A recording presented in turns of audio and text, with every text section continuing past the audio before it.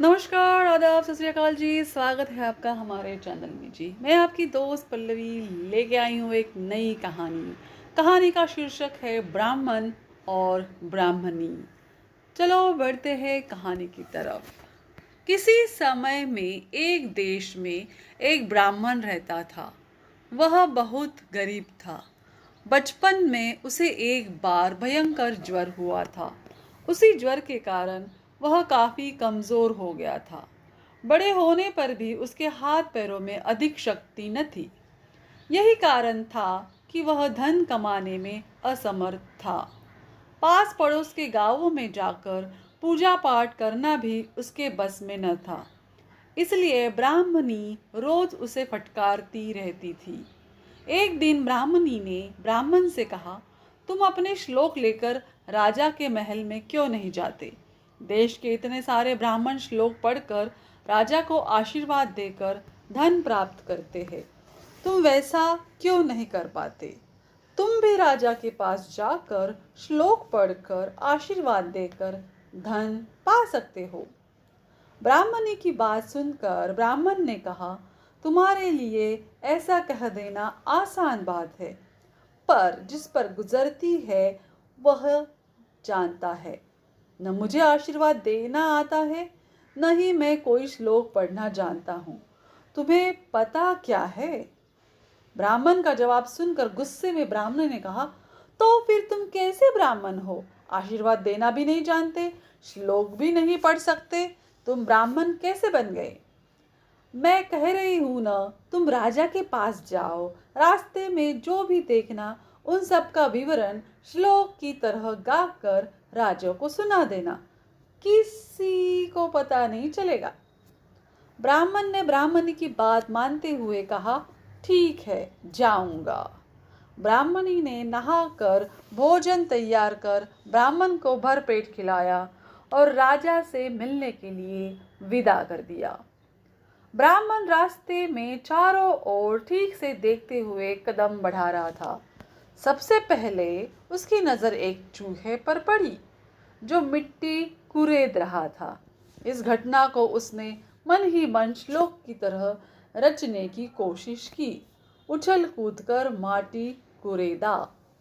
आगे बढ़ने पर उसने एक आदमी को बगीचे में साग बीनते हुए देखा।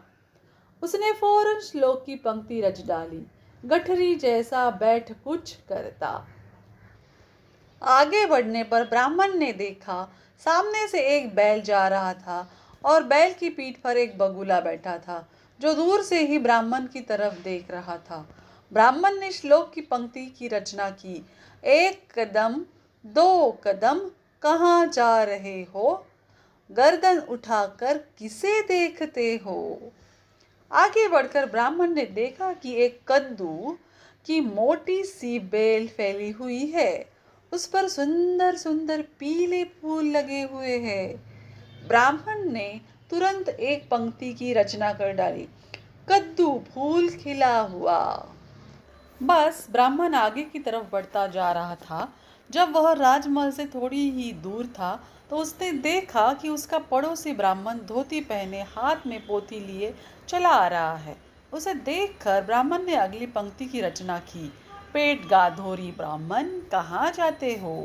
जब पेट गाधोरी ब्राह्मण ने देखा कि यह ब्राह्मण आज राजमहल की तरफ जा रहा है तो उसे अचरज हुआ। वह चुपचाप ब्राह्मण से छिपकर उसके पीछे पीछे चलने लगा और राजमहल में पहुंच गया। कुछ देर बाद ब्राह्मण राजा के दरबार में पहुंच गया। उसने राजा को देखते ही रास्ते में रचे गए श्लोक का पाठ करते हुए आशीर्वाद दिया, राजा का मंगल हो।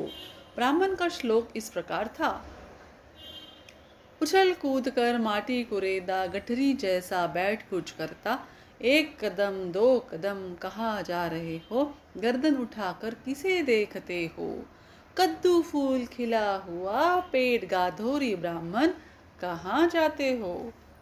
राजा यह श्लोक सुनकर हैरान रह गया। उसने ब्राह्मण से इसका अर्थ बताने के लिए कहा। ब्राह्मण ने डर के मारे कांपते हुए शुरू से अंत तक की घटनाओं का विवरण राजा को सुना दिया। ब्राह्मण की बातें सुनकर राजा को दया आ गई और भोला भाला ब्राह्मण समझकर राजा ने उसे सोना चांदी उपहार में देकर विदा किया। जब राजा ब्राह्मण को सोना चांदी दे रहा था, उस समय ब्राह्मण का पड़ोसी पेट गाधोरी ब्राह्मण भी सब कुछ देख रहा था। घर लौटकर ब्राह्मण ने मुस्कुराते हुए ब्राह्मणी को राजा का उपहार दिया। सोने चांदी का ढेर देखकर ब्राह्मणी पुलकित हो उठी।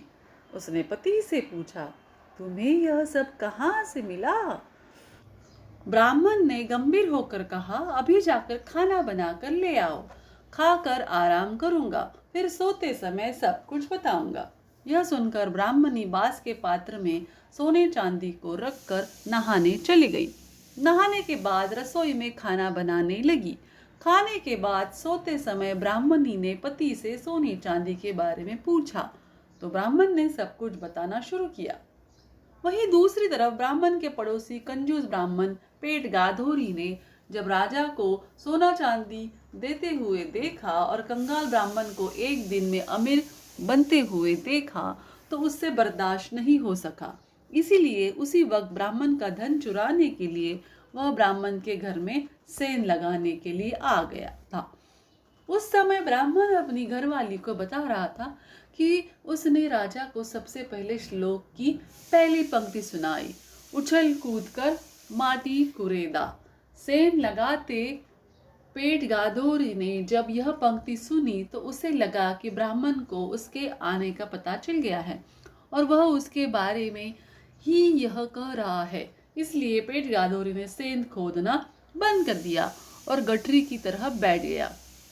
उधर ब्राह्मण ने ब्राह्मणी को राजा को सुनाई गई दूसरी पंक्ति सुनाई, गठरी जैसा बैठ कुछ करता। यह सुनते ही पेट गाधोरी ने सोचा कि ब्राह्मण ने उसे देख लिया है। वह घबरा कर उठा और धीरे धीरे एक एक कदम बढ़ाने लगा। तू धेने त्याच्यात पण खेळता, तुम्ही पप्पाला मी सांगणार।